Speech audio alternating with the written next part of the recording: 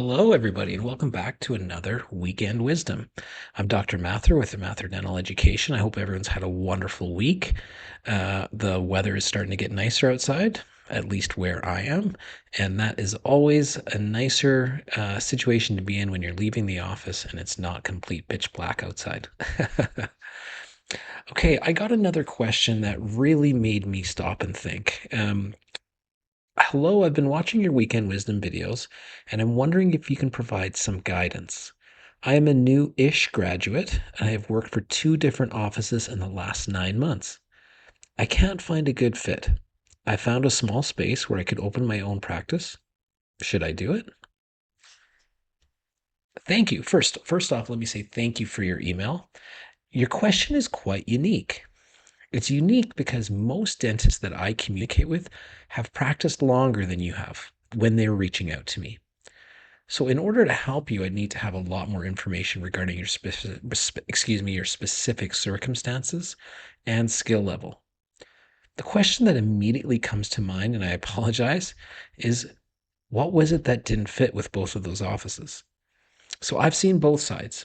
One, I've seen an unhealthy dental environment for young dentists, as well I've seen two, an unrealistic expectation on what an office should provide for their associates. If you're asking this question, then it seems you're contemplating leaving the realm of associating and going straight into ownership. So for me, the question you're really asking is, am I ready to start my own office? Am I ready? A few episodes ago, I tackled this question in the aspects to evaluate. But let's incorporate these aspects into this specific situation that we're being asked about by pretty much a new grad dentist or a close to a new grad dentist. To summarize, we have a young dentist in their first year out of dental school wanting to enter into ownership. They have some private practice experience, 9 months, but have not felt a good fit with the offices that they have worked at so far. So let's help the young dentist by evaluating the question from these specific viewpoints. And the viewpoints are the financial view in terms of clinical skills, responsibility, temperament, a desire for challenge and independence, and vision. So, financial, you need to be able to access the startup capital. You just do, either through savings or as a candidate for financing. Meet with multiple financial institutions to find out the type of rates and loans you could be eligible for. You also need to show your ability to produce. Even as an associate, you can show potential lenders your billing potential. This will show that you have the speed and skill to carry out productive dentistry. Ideally, you should be able to have some savings from your time as an associate, so you do not need to have close to the full amount, but showing your ability to save demonstrates financial discipline and ability. So in this situation, I don't want to make any assumptions on your financial position at this stage of your career, but many young dentists that are graduating from dental school have loans and not much savings to speak of. Perhaps you have access to enough funding to start your own dental practice. If this is the case, the money you spend opening your office is still an investment. But is it a good investment? During those 9 months, were you able to demonstrate enough skill and speed to be productive? Was this a part of the concern about the fit with the offices you worked at? It's not uncommon for young dentists to feel pressure to be billing more, to bill faster than their skill currently allows. But opening your own office and investing in your skill set must be best undertaken when you have confidence in this area. I don't want to make any assumptions because I don't have any more information about you, but this is my thoughts on the financial aspect. Clinical skills. A dentist should be starting to feel comfortable with both their speed and repertoire of procedures. Additionally, you should be starting to see some positive feedback in terms of patients requesting to see you consistently. You do not need to be a dentist that does everything. Many dentists own practices and they don't do root canals or wisdom teeth surgeries. You can bring an associate dentist periodically to complete treatment that you do not feel comfortable carrying out. For example, bringing in a dentist to do RCT days on a weekly or even a monthly basis. So, if you look at that quote from the previous slide, a dentist should be starting to feel comfortable with both their speed and repertoire of procedures. In order to feel comfortable, I personally would like to see how my work lasts over at least a year. If you have split 9 months between two offices, chances are you have not seen many patients that you've treated beyond one recall cycle. So if you're having failure at the 7 to 10 month time frame, you'd be able to investigate how to get better and implement that. Were you starting to form good relationships with the patients? Were patients going ahead and accepting treatment plans that you were presenting? Were you getting case acceptance? I don't want to discourage you. In fact, many dentists 30 years ago would graduate and start their practice right away. However, starting a practice is a bigger financial investment than it used to be. And we want you to make a smart investment. Responsibility. Owning a practice is a step forward in responsibility. Ultimately, all the treatment that comes out of your office is a reflection on you. Depending on your local dental legislation, the dental colleges may agree with that. So you're going to be responsible for employing staff. So these staff members will feed themselves and their families depending on how well you are able to lead. Don't be scared. This is an opportunity to bet on yourself. A lot of you may be relishing this type of responsibility. Seeing your staff and those associated with your practice flourish because of a dream that you set up can be very satisfying. So, to the person writing this email to me, you'll be responsible for the employing staff. Have you found that you're able to communicate well with staff in the offices that you have worked in? Was this part of the incongruent fit that you were discussing? Have you been in positions of leadership before? What would you say are your main strengths when you've had leadership positions, even outside of dentistry? It could be in sports or in any other arena. What were some of your weaknesses that you've had? Have you addressed your weaknesses?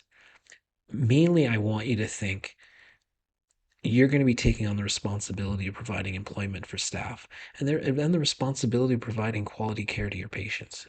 Do you feel ready that you're able to accept and thrive with that responsibility? Are you willing to fully take on that responsibility? And temperament. So this is an underrated attribute.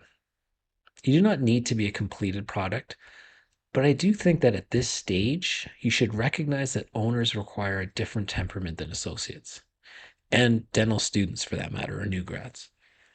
Associates are concerned with their patients and the direct staff that they work with. Owners need to deal with everybody, all staff, suppliers, patients, community at large, etc. Being able to or showing a desire to communicate effectively can really be a sign that you are ready for ownership.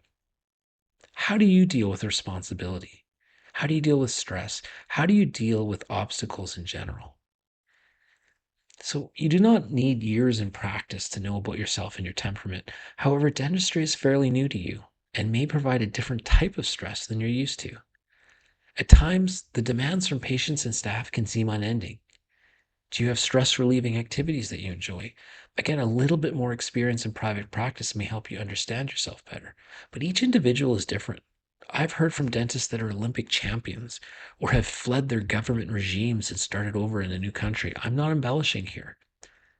The strength that you have inside you is not to be judged by me. Sorry for the topo. It's not to be judged by me or anyone else. Just make sure that you feel that you are ready when you decide to make this decision. Desire for a challenge. If you believe that dental school made us all tougher and capable of accomplishing hard things, then you may be keen for a challenge.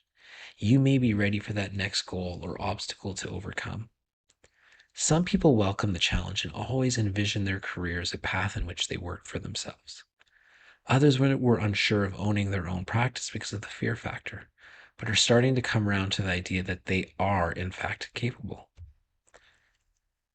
I want to make sure that you're making this decision to own because you feel ready for the challenge, or it is where you wish for your career to go. If you're jumping into ownership because you've had two associateships that did not go well, I think it's important to ask why. If you investigate and truly believe that you do not have anything that needs to be improved upon, then that's fine. But it's important to not put your head in the sand, especially with the investment that you'll be making. Vision. Life as an associate dentist can give you an insight into the aspects that you like in a dental office and the aspects that you would change if you had the power. Over time, these aspects that you would change start to add up, and you can picture yourself building a practice that's tailored for you. You could be picturing changes to treatment options you would provide, the environment in the office, the systems at work, the type of staff you would hire, and so forth. Starting a practice can be an execution of a vision the dentist has been waiting to execute. When you're making a list of what you would change within the offices that you work in, have you worked long enough to be able to make a comprehensive list? Some dentists have always wanted to start their own practice and have been planning it since dental school. There's some young dentists that have had exposure to dentistry for most of their life from a young age, and they have a singular focus on wanting to achieve their goals. Their vision is just as valid as a dentistry that's been out for years. Now, I know I usually do a quick plug of the course, and I am going to talk about it here, but if you are a new grad or a young dentist, anyone really, and it's important to have the knowledge of how to run and start and run a dental practice successfully. That's what I've really set out to do with our program. So 23 modules online split into two parts. Part one, prudent practice startup, and part two is flying first year success. The first part, prudent practice startup, will take you from your practice being just a thought in your head. So for the person emailing, that's pretty much where you are right now, a thought in your head. And it'll take you from that thought in your head to a fully built out, completed practice that's tailor made for you in a location that's best suited for your skills. Prudent Practice Startup, which is part one, both parts are included, is going to cover the list here and so much more. But finding your dental identity, examining yourself and the career life you want. We're going to look at who your ideal patients are. We're going to start to create your practice values. We're going to form a competitive advantage for your practice, and the types of practice models will be looked at and evaluated. Which model is right for you will help you decide. We're going to look at what your brand is going to be, and then we're going to choose your best location. We're going to have a 40-point demographic checklist and take you through the whole location selection process. We're going to look at how to negotiate a lease. And that's going to be helping us to avoid predatory pitfalls in a lease and learn about how that lease can protect you.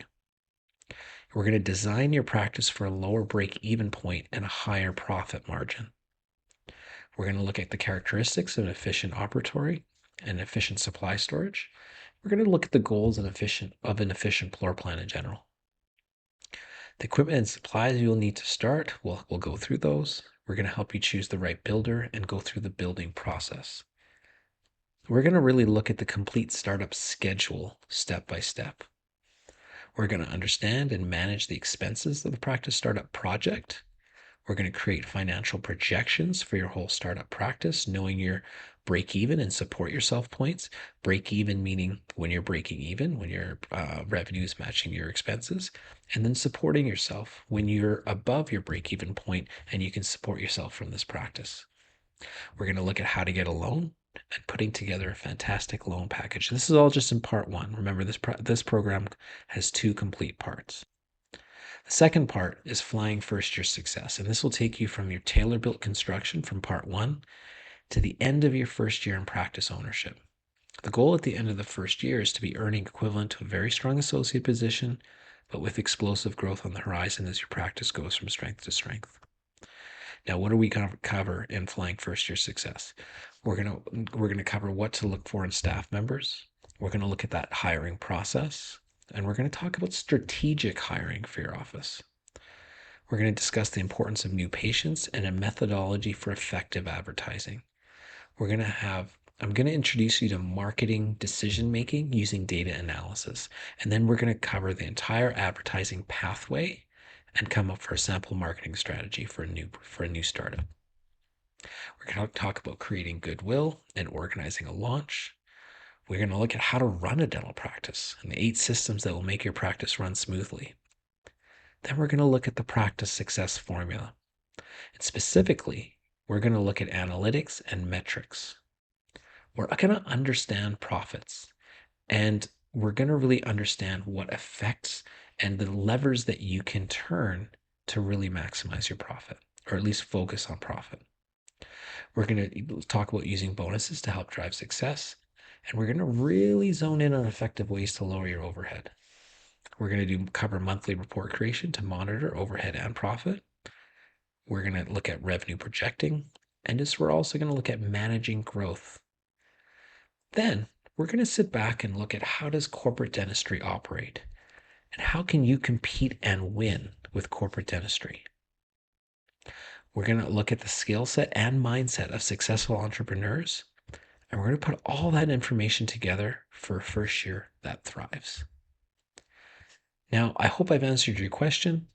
If you have any questions, please feel free to email me at mathurdentaleducation@gmail.com. I hope everyone has a wonderful weekend. Keep those questions coming and rest up your backs and your necks and have a great weekend.